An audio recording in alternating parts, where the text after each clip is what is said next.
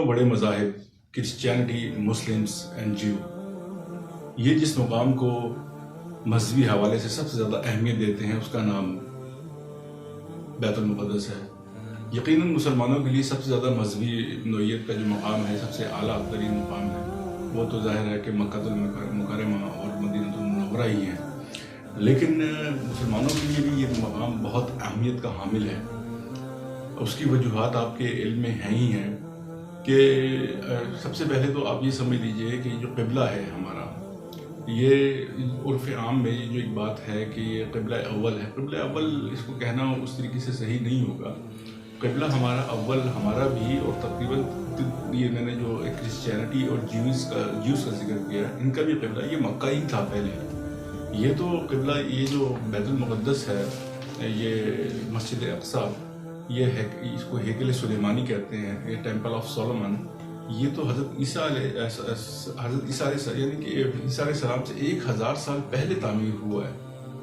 تو ظاہر ہے کہ یہ عیسیٰ علیہ السلام کا اور ان کا 1000 سال کے درمیان میں جو یہودی تھے، اگر یہ تعمیر ہی نہیں تھا تو وہ اس کی عبادت کرتے تھے۔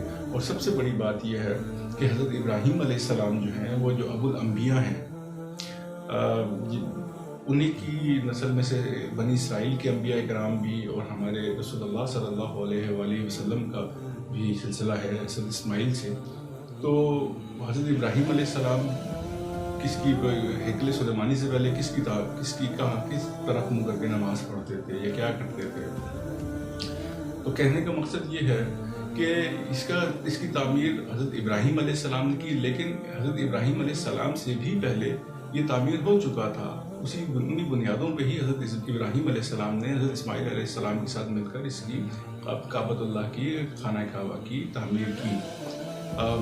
بکہ المبارکہ، مکہ کا جو پرانا نام بکہ آتا ہے، یعنی کہ مبارک شہر، امن والا شہر اس کو۔ اور آپ کو میں ایک برسبیل تذکرہ بات یہ بھی عرض کر دوں کہ مکہ کا جو معنی ہے جیسے امن والا شہر، حضرت بلد الامین، اور اسی طرح سے یروشلم جو ہے، یہ عبرانی زبان میں یروشلائم کے نام سے ہے اس کا تلفظ، اور اس کا بھی معنی جو ہے سٹی آف پیس، امن والا شہر، یہ بھی اسی طرح سے ہی ہے۔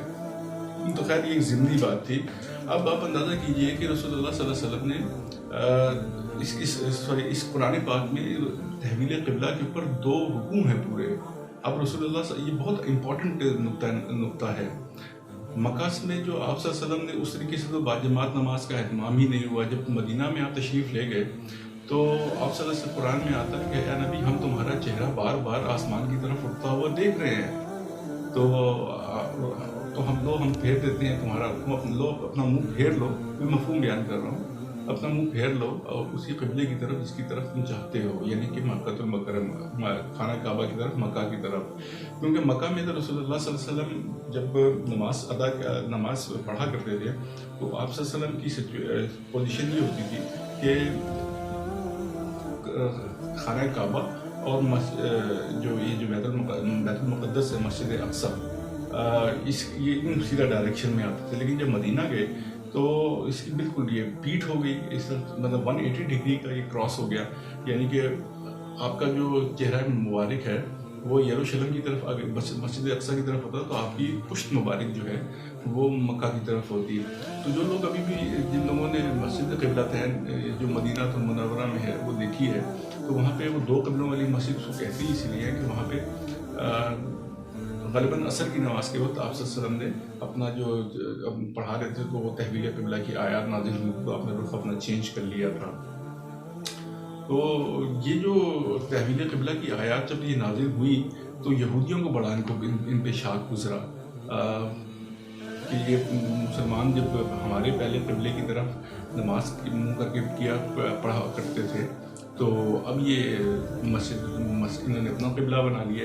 حالانکہ تورات میں بھی یہ درج تھا کہ پہلا قبلہ یہی مکہ المکرمہ میں یہی تھا، اللہ کا پہلا گھر جو تھا اس زمین پہ وہ یہی تھا، مکہ المکرمہ میں کعبۃ اللہ۔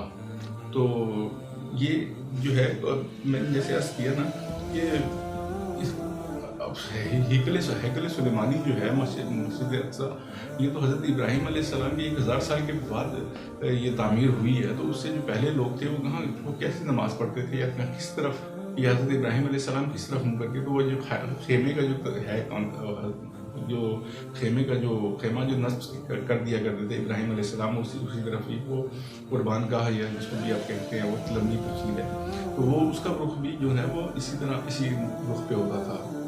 تو اب اس شہر کی جو ہے وہ آپ کو معلوم ہی ہے کہ مکہ، یہ فلسطین میں، اور یہ بیت المقدس اللہ تعالیٰ نے قرآن میں کہا ہے کہ اس کے ارد گرد والی جو زمین ہے وہ ساری کی ساری مبارک ہے. آپ دیکھ لیجئے کہ وہاں پہ اللہ تعالیٰ نے، یعنی ارض شام اس کے آس پاس ہے. تو آج کل تو موجودہ شام ملک میں بات نہیں کروں، بہت چھوٹا سا ایریا رہ گیا، لیکن یہ سارا جتنا بھی ایریا ہے یہ انبیاء کرام کی سرزمین ہے. اور یہاں پہ بے شمار انبیاء کرام جو ہیں وہ ان کی قبور مبارکہ بھی ہیں. تو یہ چھوٹا سا بھی وہ میں نے آپ کو اس کا وہ آپ کو میں نے بتایا ہے اوور ویو. اب جو موجودہ صورتحال ہے وہ یہ ہے کہ یہاں پہ یہ اپنے 3rd ٹیمپل کی تعمیر کرنا چاہتے ہیں جیوز.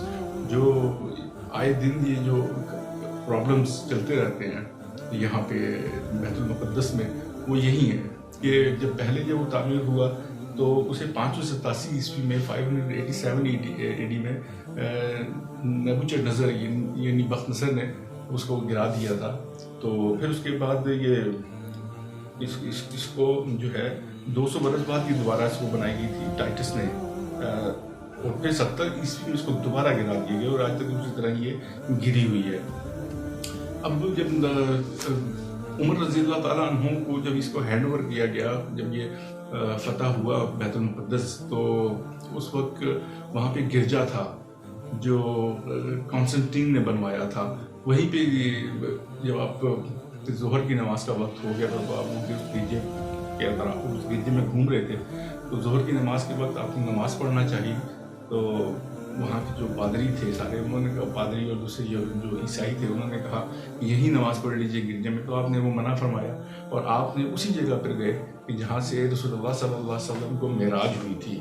اور یہ جہاں پہ قبۃ الصخرہ ہے جس کو ملک عبد الملک بن مروان نے بنوایا تھا، یہیں سے آپ صلی اللہ علیہ وسلم کو معراج ہوئی تھی.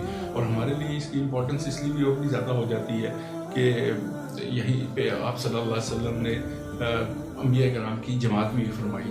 تو یہ ظاہر ہے کہ ہمارے لیے بڑی امپورٹنس رکھتی ہے. اور ایون کہ یہودیوں اور عیسائیوں میں اس کی امپورٹنس میں بھی کلیش ہے. اب یہودیوں کے لیے جو ہے وہ ویلنگ وال ہی ہے، جو وہ جس پہ یہودی جا کے یوں ہل کے آگے پیچھے ہو کے ایک مخصوص انداز میں وہ اپنی ایک عبادت کا سلسلہ رکھتے ہیں.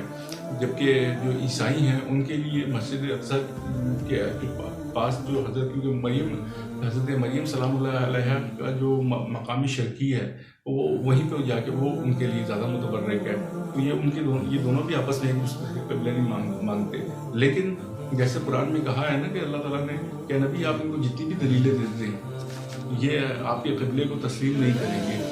تو یہ اور اہل کتاب یہ جانتے ہیں کہ قبلہ وہی مکہ ہی ہے ہمارا، ان کا خانہ کعبہ مکہ والا.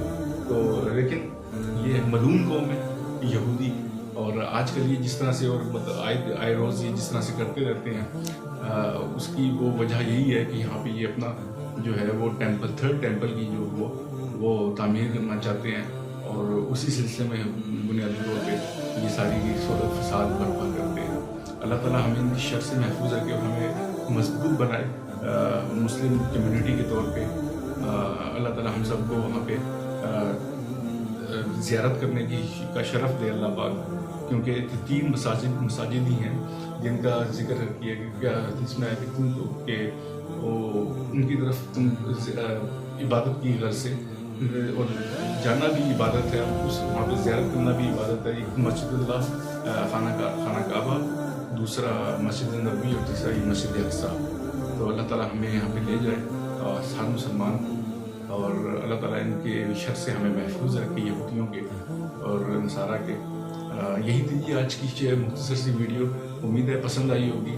اگر پسند آئے تو لائک شیئر اور سبسکرائب کیجیے گا. کوئی بات ہو پوچھنی تو پلیز کمنٹ کیجیے گا. تب تک اگلی اگلی ویڈیو میں ملتے ہیں، تب تک کے لیے اجازت. السلام علیکم ورحمۃ اللہ وبرکاتہ.